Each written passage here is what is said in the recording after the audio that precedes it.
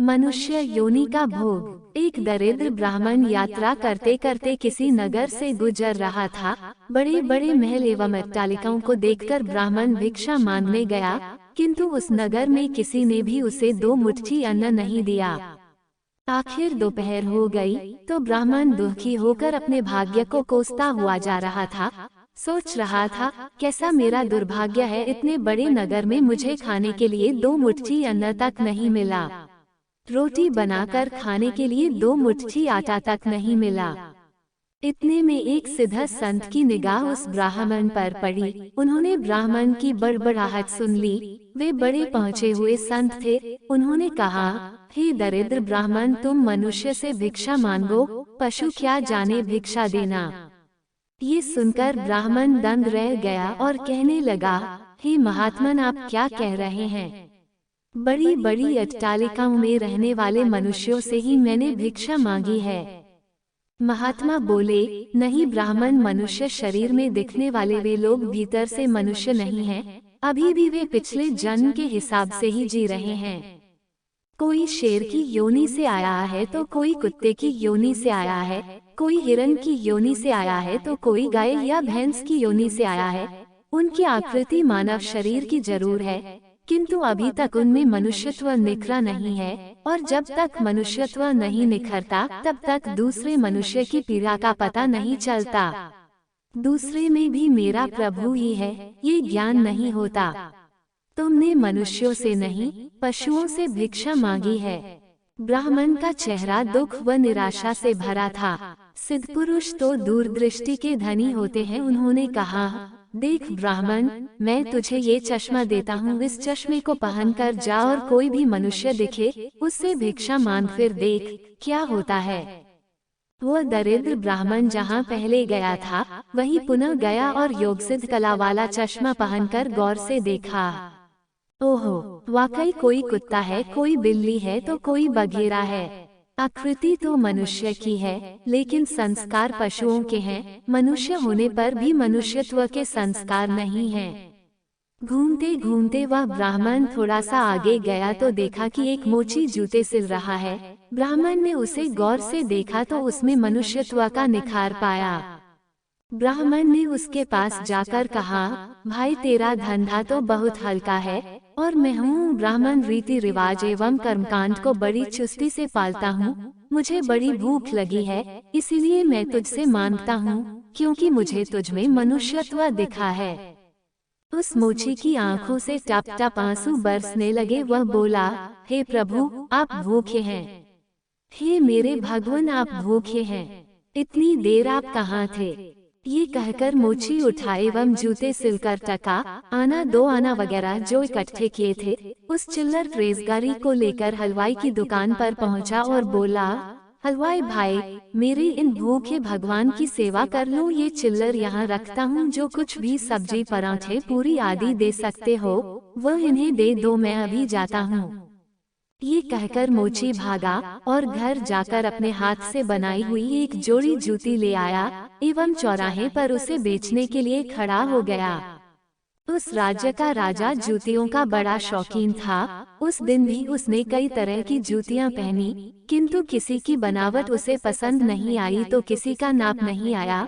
2-5 बार प्रयत्न करने पर भी राजा को कोई पसंद नहीं आई तो राजा मंत्री से क्रुद्ध होकर बोला, अगर इस बार ढंग की जूती लाया तो जूती वाले को इनाम दूंगा, और ठीक नहीं लाया तो मंत्री के बच्चे तेरी खबर ले लूंगा। दैव योग से मंत्री की नजर इस मोची के रूप में खड़े असली मानव पर पड़ गई, जिसमें मानवता खिली थी, जिसकी आंखों में कुछ प्रेम के भाव थे, चित्त में दया करुणा थी। ब्राह्मण के संग का थोड़ा रंग लगा था। मंत्री ने मोची से जूती ले ली एवं राजा के पास ले गया। राजा को वह जूती एकदम फिट आ गई, मानो वह जूती राजा के नाप की ही बनी थी। राजा ने कहा, ऐसी जूती तो मैंने पहली बार ही पहन रहा हूँ, किस मोची ने बनाई है ये जूती? मंत्री बोला, हुजूर, यह मोची बाहर ही खड़ा है। मोची को बुलाया गया। उसको देखकर राजा की भी मानवता थोड़ी खिली। राजा ने कहा, जूती के तो 5 रूपे होते हैं, किंतु ये 5 रूपों वाली नहीं है। 500 रुपयों वाली जूती है। जूती बनाने वाले को 500 और जूती के 500, कुल 1000 रुपए इसको दे दो। मोची बोला, राजा जी तनिक ठहरिए, ये जूती मेरी नहीं है, जिसकी है उसे मैं अभी ले आता हूँ। मोची जाकर विनयपूर्वक उस ब्राह्मण को राजा के पास ले आया एवं राजा से बोला, राजा जी ये जूती इन्हीं की है। राजा को आश्चर्य हुआ, वह बोला, ये तो ब्राह्मण है, इसकी जूती कैसे? राजा ने ब्राह्मण से पूछा तो ब्राह्मण ने कहा, मैं तो ब्राह्मण हूँ, यात्रा करने निकला हूँ।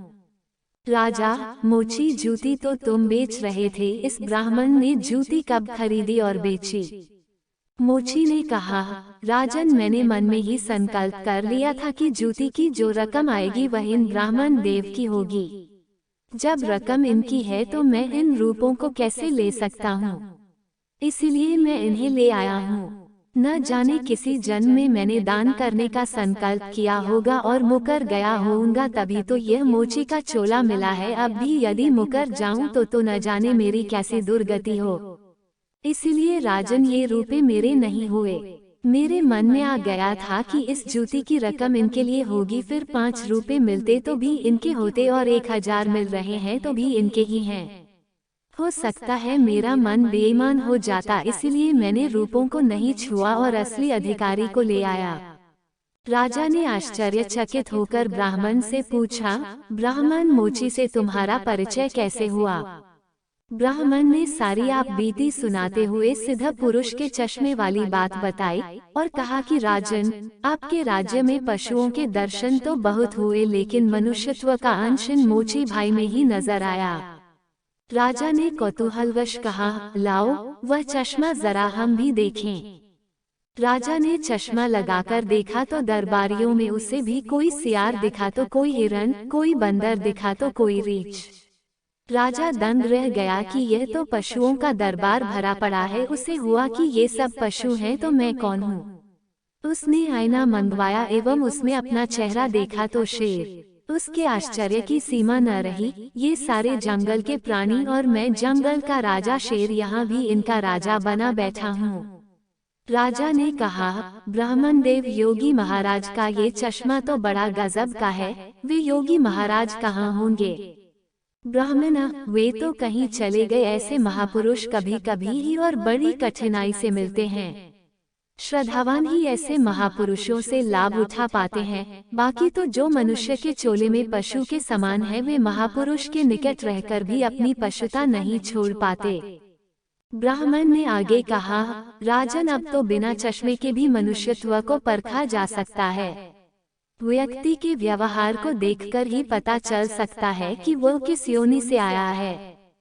एक मेहनत करे और दूसरा उस पर हक जताए तो समझ लो कि वह सर्प योनि से आया है, क्योंकि बिल खोदने की मेहनत तो चूहा करता है, लेकिन सर्प उसको मारकर बल पर अपना अधिकार जमा बैठता है।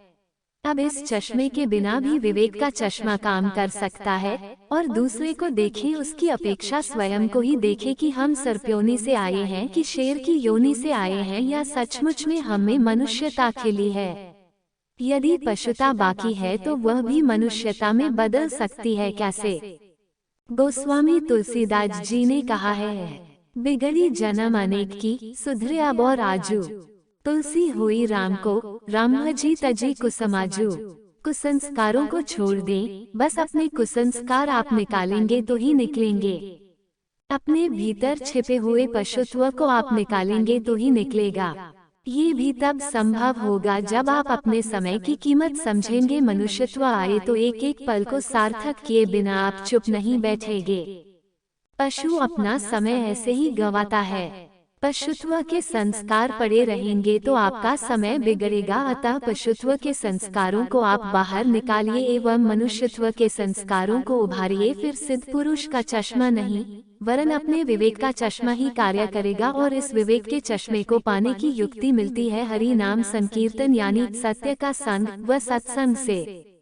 तो हे आत्मजनों, मानवता से जो पूर्ण हो वही मनुष्य कहलाता है। बिन मानवता के मानव भी पशुतुल्य रह जाता है। इसलिए आप जो भी कमा रहे उसमें से कम 2% दान करते रहे। जो सेवा आपको सही लगे उसमें